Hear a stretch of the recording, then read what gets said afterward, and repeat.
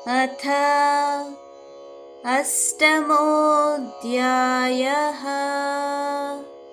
अक्षरब्रह्मयोगः। अर्जुन उवाच किं तद्ब्रह्म किमध्यात्मं किं कर्म पुरुषोत्तम अधिभूतं च किं प्रोक्तम् अधिदैवं किमुच्यते अधियज्ञः कथं कोत्र देहेऽस्मिन् मधुसूदन ప్రయాణకాలే చ కథం జ్ఞేయోసి నియతాత్మభిః. 8వ అధ్యాయంలోని 1-2 శ్లోకాల యొక్క భావాలను పరిశీలించినట్లయితే అర్జునుడు ఈ విధంగా పలికెను. ఓ పరమేశ్వర, పరమ సత్యము అనగా ఏమిటి? ఆత్మ అనగా ఏమిటి? ఇంకా కర్మ అనగా ఏమిటి? దేనిని అధిభూతము అంటారు మరియు ఎవరిని అధిదైవము అంటారు? శరీరంలో అధియజ్ఞ అంటే ఎవరు? ఇంకా ఆయనే అధియజ్ఞంగా ఎట్లా అయ్యాడు? ఓ కృష్ణ, దృఢమైన మనస్సుతో ఉన్నవారికి మరణ సమయంలో నిన్ను తెలుసుకోవడం ఎలా సాధ్యమవుతుంది తెలియచేయవా? శ్రీ భగవానువాచ అక్షరం బ్రహ్మ పరమం స్వభావోత్యాత్మముచ్యతే భూతభావోద్భవకరః విసర్గః కర్మ సంగితః. 3వ శ్లోకం యొక్క భావాన్ని పరిశీలించినట్లయితే శ్రీకృష్ణ భగవానుడు ఈ విధంగా పలికెను.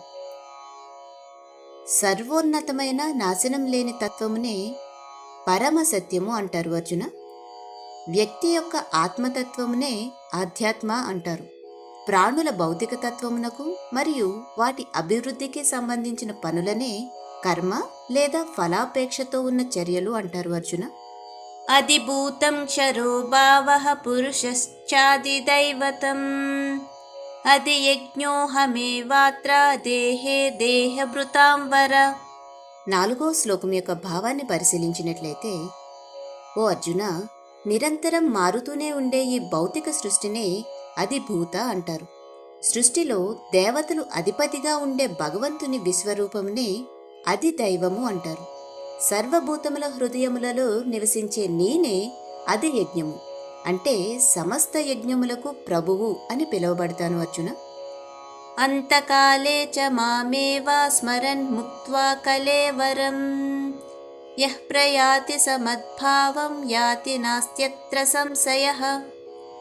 5వ శ్లోకం యొక్క భావాన్ని పరిశీలించినట్లయితే అర్జున, మరణ సమయంలో నన్ను స్మరిస్తూ దేహాన్ని విడిచిపెట్టిన వారు ఎవరైతే ఉన్నారో వాళ్ళు ఖచ్చితంగా నన్నే చేరుకుంటారు అర్జున.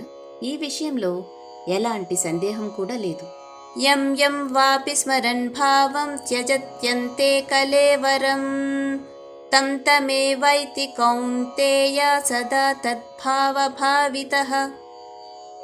6వ శ్లోకం యొక్క భావాన్ని పరిశీలించినట్లయితే మృత్యుకాలంలో శరీరాన్ని విడిచిపెట్టే సమయంలో వ్యక్తి దేనినైతే గుర్తు చేసుకుంటాడో ఎప్పుడూ అదే ధ్యాసలో ఉండటం వలన ఆ వ్యక్తి అదే పరిస్థితిని అదే స్థితిని పొందుతాడు అర్జున. తస్మాత్ సర్వేషు కాలేషు మామనుస్మరయుత్య చ మయ్యర్పిత మనోబుద్ధి మామే వైశ్యస్య సంశయః.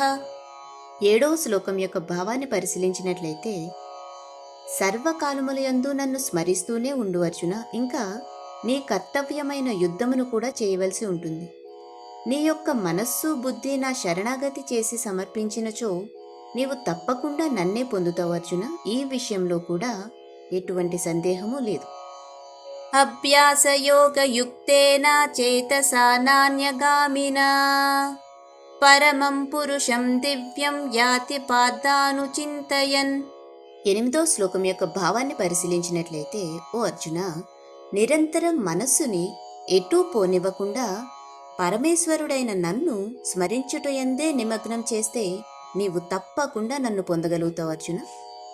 కవిం పురాణమనుశాసితారం అణురణీయాంసమనుస్మరేత్యః సర్వస్య ధాతారమచింత్య రూపం ఆదిత్యవర్ణం తమసః పరస్తాత్ ప్రయాణకాలే మనసాచలేన భక్త్యా యుక్తో యోగబలేన చైవ భ్రువోర్मध्ये ప్రాణమావేశ్య సమ్యక్ సతం పరం పురుషముపైతి దివ్యం.